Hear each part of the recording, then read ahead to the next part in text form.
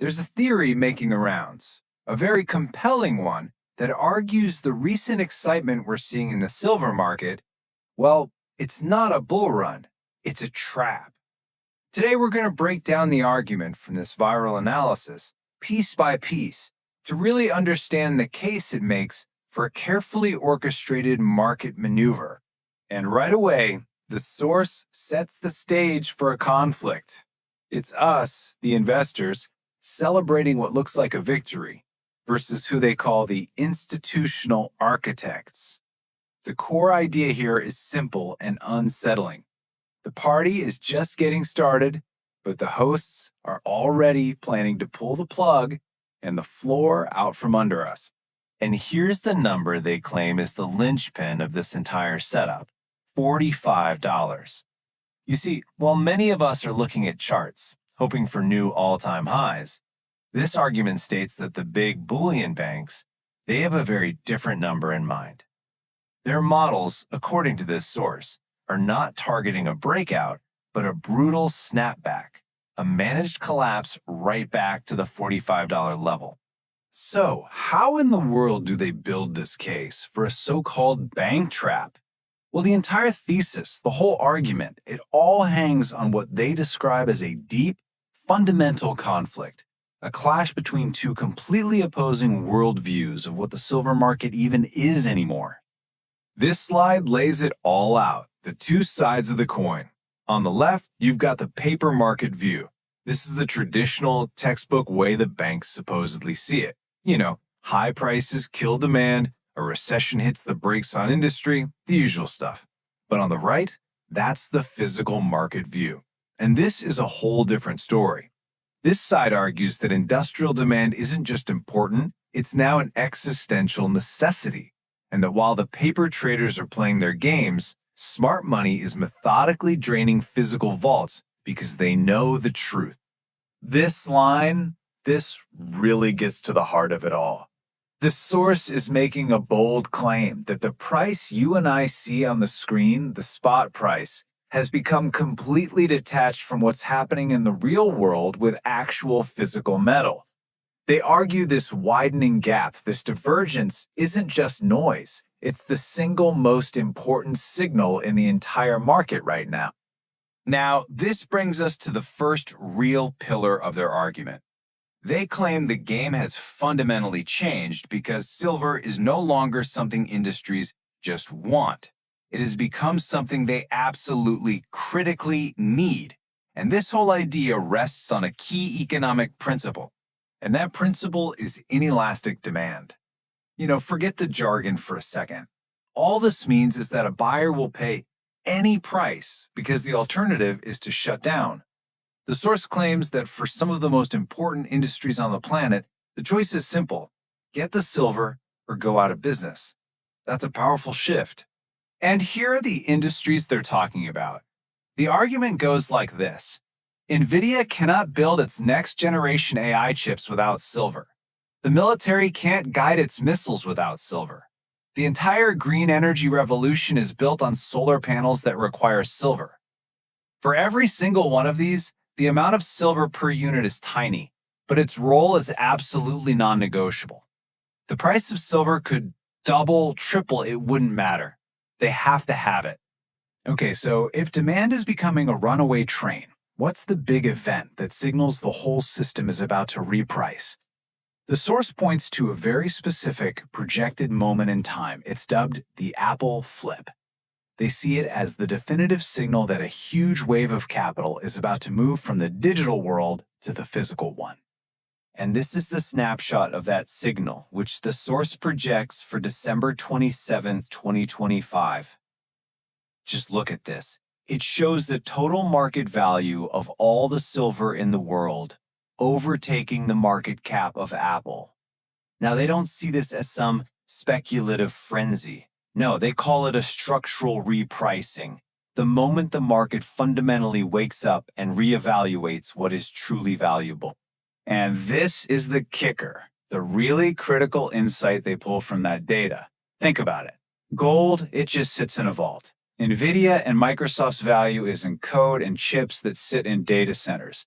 But silver, Silver is consumed. It's literally destroyed, vaporized in munitions, locked away in electronics that end up in landfills.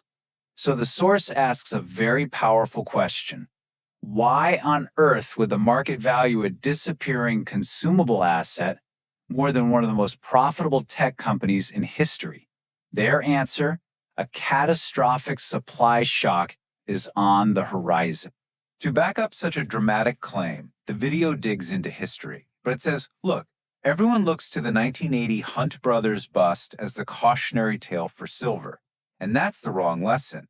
They argue you have to go back much further, to a far more profound government action to find the real historical parallel for what's happening now. This timeline really puts their framework into perspective. They're telling us to forget 1980. That was just a speculative bubble popping. The real roadmap, they claim, is 1934, when the U.S. government literally seized privately held silver. They believe we're not heading for another speculative bust, but for a true supply-driven crisis, a cliff that we're fast approaching. And this comparison is at the very core of their "this time is different" argument. In 1980, it was a speculative squeeze, but governments had massive stockpiles to dump on the market. Today, the argument is about geological depletion, and those government strategic reserves, they're gone. And just as importantly, back then, silver and film could be recycled. Today, silver and missiles and advanced electronics, it's gone for good. So why would the government do something as drastic as nationalizing silver back in 1934? This quote lays out their interpretation pretty clearly. It wasn't about the silver itself, it was about protecting the US dollar. A rising silver price, an honest measure of value, exposes the weakness of a currency that can be printed into oblivion. They argue the government took the metal because it was a direct threat to their ability to control the money supply. From there, the analysis turns to the modern market, specifically the COMEX futures market, and points to it as the system's Achilles heel.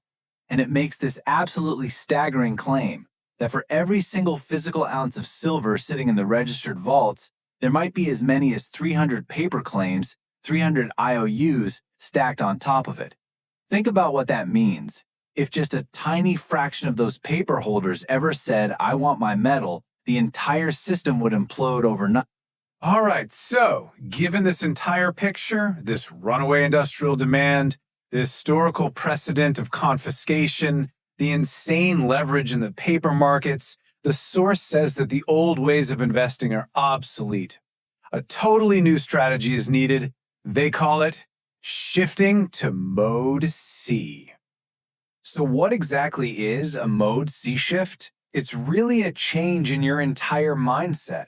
The goal is no longer about trying to get more dollars. The goal, as they see it, is to use a real asset like physical silver to step outside of the currency system altogether, to preserve your wealth, your purchasing power, from what they believe is the inevitable decline of fiat currencies.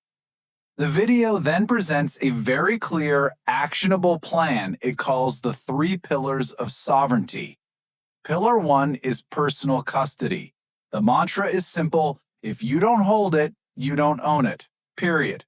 Pillar 2, for larger amounts, is allocated storage in private non-bank vaults, preferably in safe, neutral countries.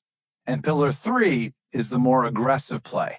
Trade shares in miners located in safe jurisdictions, but with one critical rule. You systematically take your profits and convert them back into more physical metal. And this is a warning they repeat over and over again. It's absolutely crucial to their strategy. They argue that ETFs, the things most people use to get exposure, are just another part of the paper trap. Why? Because if you read the fine print, in a true crisis, when there's a physical shortage, they don't have to give you the metal. They can just pay you out in cash, leaving you holding the very currency you were trying to escape from in the first place. So, to wrap it all up, the argument we've just walked through paints a picture of an impending supply shock, one driven by unstoppable industrial demand colliding with an incredibly fragile paper market. It presents a world where the price on your screen is a carefully managed illusion designed to distract you from the real crisis happening in the physical world. Now, whether this is a prophetic warning or just a compelling theory, the argument itself forces every single one of us to ask a very fundamental question. In a world of infinite paper promises, what is the true price of real physical scarcity?